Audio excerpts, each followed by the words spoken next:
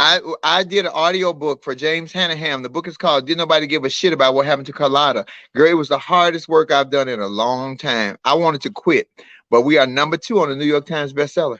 So you voiced the book. Yes. Oh, bitch, yeah. See, ladies and gentlemen, this is what I be trying to explain to y'all about getting silent money. People don't understand about getting silent money. Yeah. All money ain't loud. Yeah. Some of that silent money, some of those places, just like that Bring Back My Girls. I made my money from that. That's silent money. Y'all may not, just because you don't support it or people don't, know, that be silent coins that the girls be over there getting. I want to do a voiceover job. Oh, Maddie, first of all, hold on. Be careful what you wish for.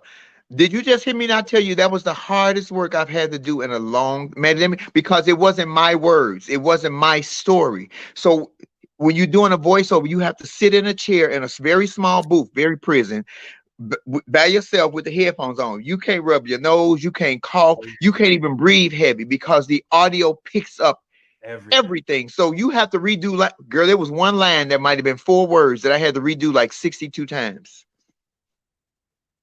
because of what he wanted.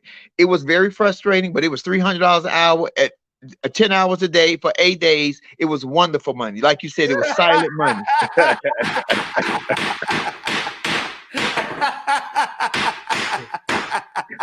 I ain't got paid $300 an hour since the early 90s. Shit. Okay. Here we go. Let's bring it up. Now, sister, you told me you ain't know nothing about prostitution. I was joking, bitch. You know I done rolled up under cars, bitch. You know I done knock it. You know I done ran out of hotel rooms and rolled up under cars, bitch, in my youth. I'm a whole girl. So why these bitches be talking some flame? You ain't really trans. You don't know what a trans experience is, bitch. I was trans when some of you young bitches was cooking in your daddy's nuts. Research, like I just told you. Get you an encyclopedia and research and stop looking at the clickbait. So you got the original Ho Stroll stories, bitch. Oh, bitch, Ho Stroll. It wasn't no ads. You had to walk the track, work the beat, and you had to be a tough bitch to do it. Yes, and this is what I try to. I don't think people will ever understand. When I say, like, because a lot of times when I'm always going to bring you into a trans conversation, even when trans girls be like, I don't like Flame's views on this and the other. I'm like, but we're not going to discount Flame's trans experience because she's trans. And so we got to understand that there are things in Flame's story that I'm heavily run parallel with me. I don't want to get rid of my dick. I know that I'm not motherfucking a female. I know this. Like, nobody has to tell me that. I know that I'm not a female. And I've never stood on the grounds of me saying that I'm a motherfucking female because I know that I'm not. It's the stuff that you do that I don't. I'm a heterosexual, transsexual. Honey, you motherfucking fluid and that shit. You will get it. That dick get hard, bitch. Better watch out. She said, look at her speaking like she know from personal experience. I ain't came to collect on all my 20s yet, bitch. Slow down.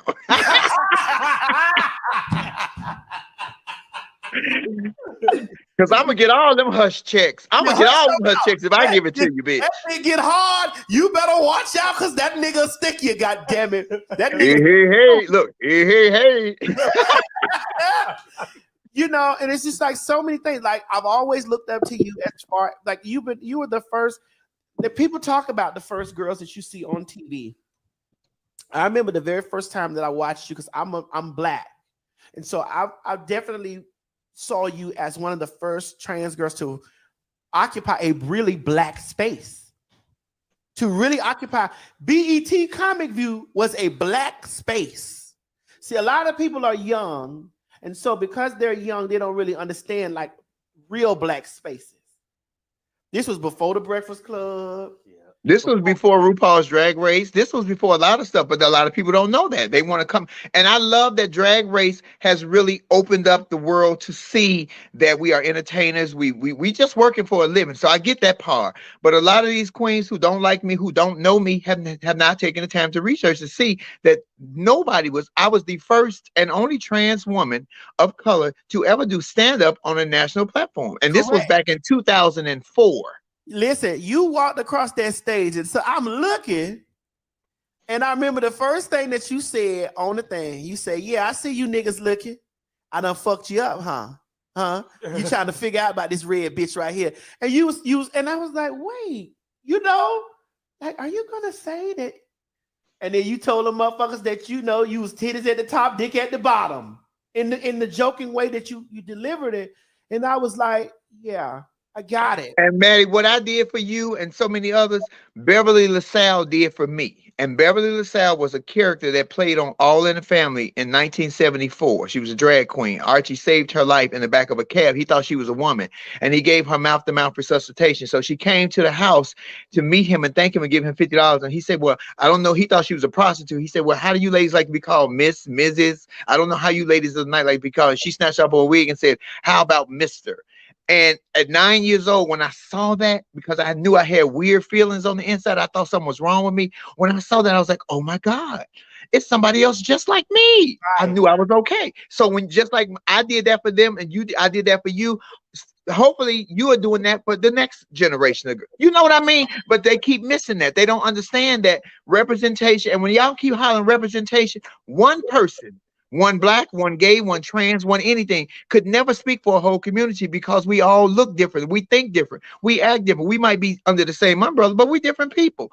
They don't want to do that. They all want us to be the same. The day I become the same as any other motherfucker, put a gun to my head and put a daisy on my head and dirt in my face, because I never want to be like nobody else but Flame Monroe. Right.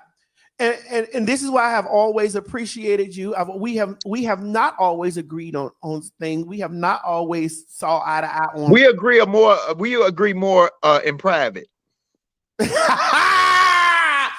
We do, but we did. But the things that we publicly agree on, we publicly agree on. We keep it. We know that we were not female. Now that we agree on. Totally, because I've always like from inception of people meeting me, and it was because you stood on that stage and you told the motherfuckers that you had a motherfucking dick, and you ran from a football player, bitch, and got in the elevator and changed your wig, and he was looking for you. See the red bitch running. You see the red bitch running. He's like, "No, dog, she got up on the third floor." But whatever, it was me looking at that joke. Also, in 1992, when the Crying Game came out, that's when I understood. I knew that even though it was not titties at the top, it was supposed to be titties at the top and dick at the bottom. It was little hormone titties, wasn't it? It was little hormone titties. Yeah. And so I knew that's what I resonated with. I knew in those moments, in those places, in those, like anything that had anything to do with that, that's me. That's me. I used to always hear stories of a lot of the girls. It was like, I just want to be a woman. I want to have a sex change. And I was like, well, I don't want to have I've never wanted to have a SRS or sex. We old school talking. I never. Well, no. It's not old school. Because here it is to me. And I love that you brought that up. I love my genitalia. And if I transition to be a trans woman, I still love my genitalia. A lot of people are told to hate your genitalia when you're young and you want to transition. If you hate your genitalia before you transition, you're going to hate your genitalia after you transition. That's not what it is. We live in a country, Maddie, because if we were in Iran walking around like this, bitch, our heads would be cut off in a town square. If we were in certain countries, we couldn't be as free as we are, but we are born in a country. And you're born with a penis or either a vagina. If you got something else, go to the doctor, because if you think we fucked up, you real fucked up. But you live in a country where if you got the wherewithal and the due diligence, you have the freedom to live and identify as whatever you choose. That is what we have. That is a luxury, and we take advantage of. If you've ever been to some of these countries where it's not welcome and it's not allowed, you would see that those people live in fear. You think we live in fear with all the shit that's happening right now? They live in constant fear. They can't even go to the grocery stores or go outside. It is dangerous, but we take advantage because we afforded so many opportunities in America, and America is going backwards to me instead of going forward because of whatever is going on. I don't know what is happening, but it is very scary. But all my trans friends, brothers, and sisters out here, for you ones that don't like me, the ones that think I don't like you, bitch, I don't have no hate for you. But you better get you some hand jewelry and keep it in your titty, which means that you need to get a bigger bra or a nicer size titty, so can't nobody tell it's in there. And Because I that's would rather be caught with it than without it. I would rather be caught with it than without it.